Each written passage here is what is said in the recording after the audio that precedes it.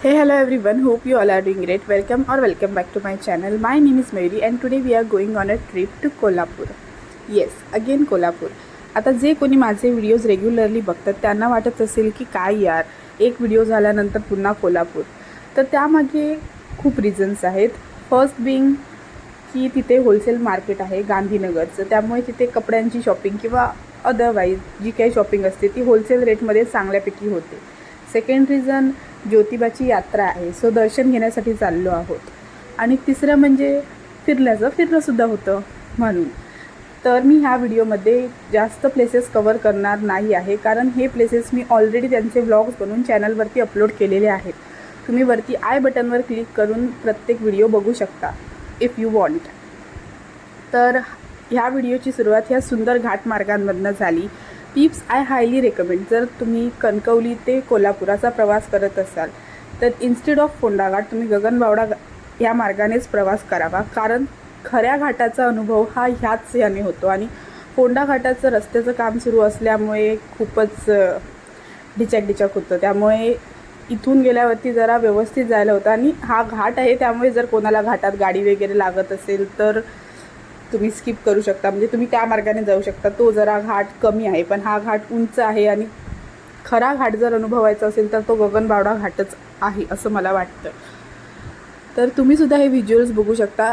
आम्ही सूर्योदयाच्या आधीच, म्हणजे तुम्ही बघू शकता चंद्रसुद्धा दिसतो आहे आणि सूर्योदयसुद्धा तुम्हाला अनुभवायला मिळेल. तर आम्ही बाहेर पडलो होतो खूप लवकर, त्यामुळे आम्हाला हे मस्त व्हिज्युअल्स दिसले. अगदी कुठचं पर्वतांपेक्षा जास्त ही अशी धुक्याची चादर पसरली होती. ढग अक्षरशः जमिनीवर आल्यासारखं वाटत होतं.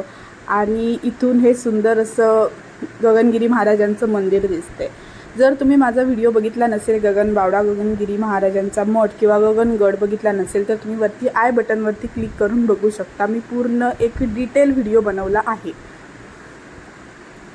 तर इथून हे मंदिर दिसत होतं आणि ह्यावेळी आम्ही गेलो नव्हतो कारण आम्हाला लवकर पोचायचं होतं. जसं मी म्हटलं की ज्योतिबाची यात्रा आहे, खूप गर्दी असेल म्हणून आम्ही लवकर गेलो होतो. आणि धिस टाईमसुद्धा आम्ही संडेलाच जात होतो, म्हणजे एक वेगळ्याच अपेक्षेने की गर्दी मिळणार नाही.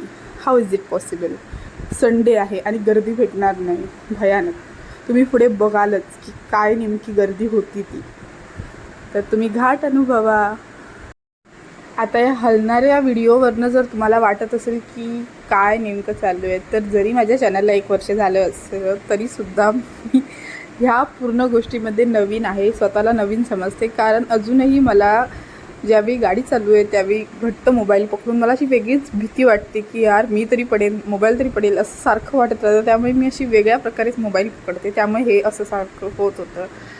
आता गाडीमध्ये आम्ही सेन्योरिटा गाणं लावलं होतं आणि ते स्पॅनिश भाषेमध्ये मध्ये जे चालू होतं, त्यामुळे आम्ही त्याचे असे व्यवस्थित असे प्रोनाऊन्सिएशन सगळ्यांना समजवत आमचा प्रवास करत होतो. तर कोल्हापूरची जशी बॉर्डर सुरू होते तसं हे जे काही सूर्यफुलाची शेती दिसते, त्यामुळे एक वेगळंच नॉस्टॅल्जिक फील होतं. बिकॉज लहानपणी आम्ही उसाचे मळे दिसले किंवा सूर्यफुलं दिसली की समजायचं की येस आता कोल्हापूर सुरू झालं आहे. तर तुमची अशी काही मेमरी आहे का तुमच्या आजूबाजूच्या लोकेशन्सबद्दल वगैरे, तर ते नक्की मला कमेंट करून सांगा. तर सूर्यफुलाचे मळे बघत आणि पहिलं आम्ही ज्योतिबा मंदिरला जाणार होतो, तर तिथे पटपट दर्शन घेऊन कसं पुढच्या लोकेशन्सला आपल्याला जायचं आहे. बिकॉज आम्ही 1 डे ट्रॅव्हल करतो, त्यामुळे आम्हाला आणि त्याच्यात आम्हाला खूप प्लेसेस कवर करायचे असतात. त्यात आम्हाला कम्फर्टेबलीसुद्धा ट्रॅव्हल करायचं असतं. त्यामुळे हे सगळं प्लॅन करत आम्ही पुढे निघालो. आणि जसे आम्ही ज्योतिबा मंदिरच्या इथे पोहोचलो, अक्षरशः वेगळंच काहीतरी म्हटलं, आता हे कसंच नेमकं आम्ही कवर करणार आहोत हे तुम्ही पुढे बघाच नक्की.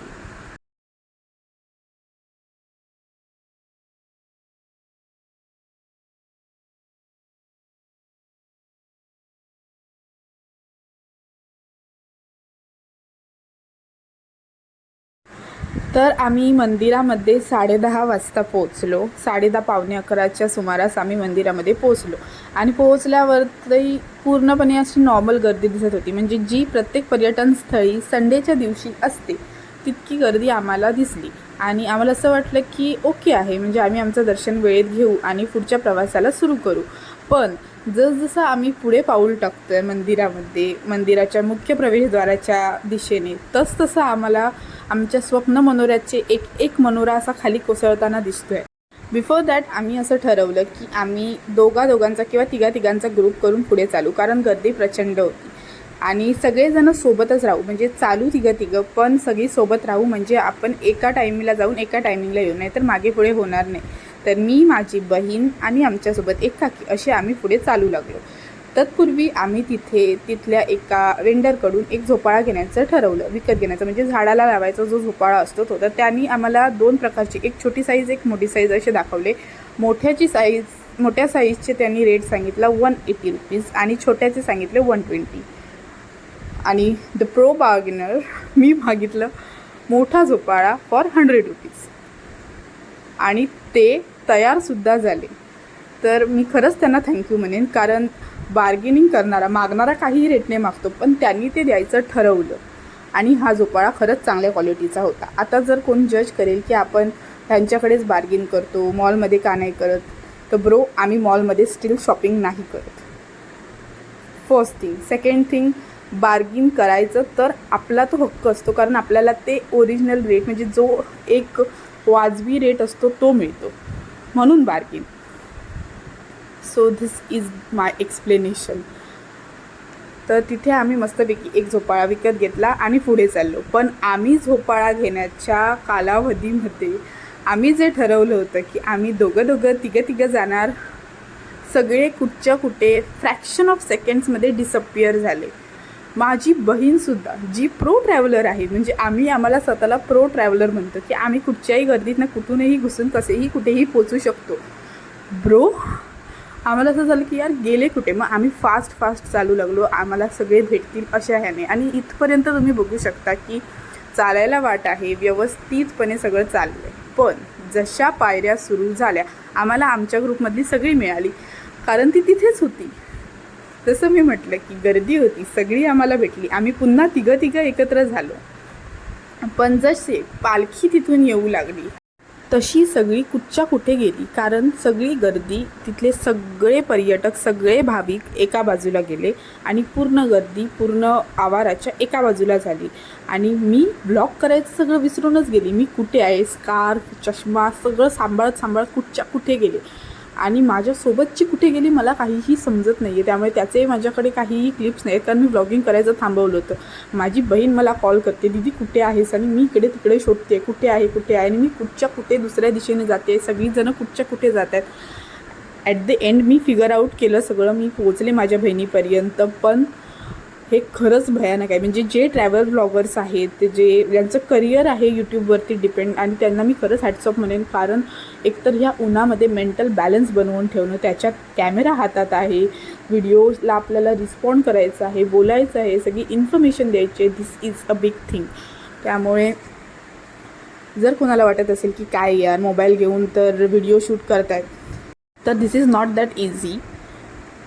तर माझ्या बहिणीला भेटल्यानंतर मग आम्ही एकमेकांसोबतच राहिलो. त्यानंतर उजव्या बाजूने प्रवेशद्वाराने आम्ही आत गेलो आणि आमचं दर्शन घेतलं. तुम्ही बघू शकता की गर्दी त्यापेक्षाही जास्त, भाविकांची रांग किती जास्त आहे ती.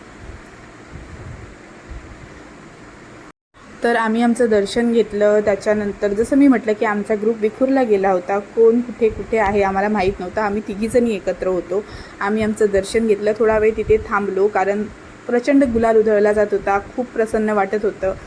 मंदिरामध्ये आल्यावरती अशा पवित्र स्थानी आल्यानंतर एक पावित्र्य अनुभवायला मिळतं, अंतर्मनातनं प्रसन्न वाटतं. आणि त्यामुळे आम्ही तिथे थोडा वेळ थांबलो. त्यानंतर तिथे खूप गोष्टी चालू होत्या, त्यामुळे आम्ही तिथे थांबलो, तिथल्या थोडा वेळ अनुभव घेतला. त्याच्यानंतर आम्ही आमचे रस्ते शोधायला लागलो, कारण 3 बाजूने, डाव्या, उजव्या आणि मुख्य प्रवेशद्वाराच्या बाजूने आम्ही नेमकी कुठून आलो हे आम्ही फिगर आऊट केलं आणि तिथून आम्ही निघालो. तर दर्शन घेऊन, आमचा रस्ता शोधून आम्ही पुन्हा आमच्या पुढच्या प्रवासाला निघालो. तर आम्ही आमचं दर्शन व्यवस्थित घेऊन, आमचा रस्ता शोधून आमचा पुढचा प्रवास सुरू केला. जर तुम्ही दर्शनाला येणार असाल तर अशा पर्यटनस्थळी तसंही रोज गर्दी असते, पण ह्यावेळी रविवार होता आणि यात्रा होती, त्यामुळे जास्त गर्दी दिसते आहे. पण तुम्ही जर दर्शन घेण्याच्या उद्देशाने येणार असाल, कारण प्रत्येक भाविक हा दर्शन घेण्याच्या उद्देशानेच येत असतो, तर तुम्ही लवकर या, म्हणजे तुम्हाला कमी रांग मिळेल. किंवा तुम्ही संध्याकाळनंतर या, कारण आम्ही 10:30 वाजता गेलो होतो. हा पीक टायमिंग आहे, सगळे भाविक येणार आणि दर्शन घेणार ह्याचा, त्यामुळे खूप रांग अनुभवायला भेटू शकते. तर तुम्ही ह्या गोष्टी लक्षात ठेवून इथे दर्शनाला येऊ शकता. तर दर्शन झाल्यानंतर इथून बाहेर पडल्यानंतर आम्ही आमची पेटपूजा करण्यासाठी हॉटेलला गेलो. तर आज गर्दीने आम्हाला पछाडलंच होतं, त्यामुळे हॉटेलला गर्दी नाही कशी भेटणार. तर आम्ही हॉटेलला गेलो, वेट केलं, आमचा लंच केला आणि आम्ही मेन पर्पजला गेलो, म्हणजे शॉपिंग करायला. आता तिथे आम्ही कपड्यांची वगैरे बाकी शॉपिंग केली, त्याचे माझ्याकडे काहीही व्हिडिओ नाहीत, कारण शॉपिंग करायला गेल्यानंतर मी सगळं विसरून जाते. तर मला इथे ज्यावेळी मी सॉफ्ट टॉईजचे रोडच्या बाजूला दुकान असतात तिथे सॉफ्ट टॉईज बघायला गेलो, त्यावेळी मला आठवलं की अरे आपल्याला व्लॉगसुद्धा करायचा आहे. तेव्हा हे मला व्हिडिओ करायला आठवलं. त्यामुळे थोडीफार आम्ही शॉपिंग केली इथे आणि इथून निघालो रंकाळ्याच्या इथे पेटपूजा करण्यासाठी. अगेन तर तुम्ही मला लगेचच्या लगेच, तर तुम्हाला आताच व्हिडिओ बघितल्यामुळे वाटत असेल, तर आम्ही संध्याकाळी गेलो होतो. सगळी शॉपिंग वगैरे करून 6:30 वगैरे वाजता रंकाळ्याच्या दिशेने आम्ही गेलो होतो. तर कोल्हापूरच्या बाकीच्या प्लेसेसबद्दल तुम्हाला जर ब्लॉग्स बघायचे असेल तर मी चॅनलवरती आधीच बनवून ठेवलेले आहेत, ते तुम्ही बघू शकता, जसं मी मगाशी बोलले. तर रंकाळ्याच्या इथे गेल्यानंतर मस्तपैकी पाणीपुरी, भेळ, चायनीज सगळं खाऊन आम्ही पेटपूजा करून आम्ही आमच्या प्रवासाची सांगता केली. Hope you like this video. आणि जर तुम्ही व्हिडिओ पूर्ण बघितला असेल तर नक्की लाईक करा. तुम्हाला काय आवडलं ते कमेंट करून सांगा. व्हिडिओ शेअर करा आणि सबस्क्राईब करायला विसरू नका. Thank you for watching.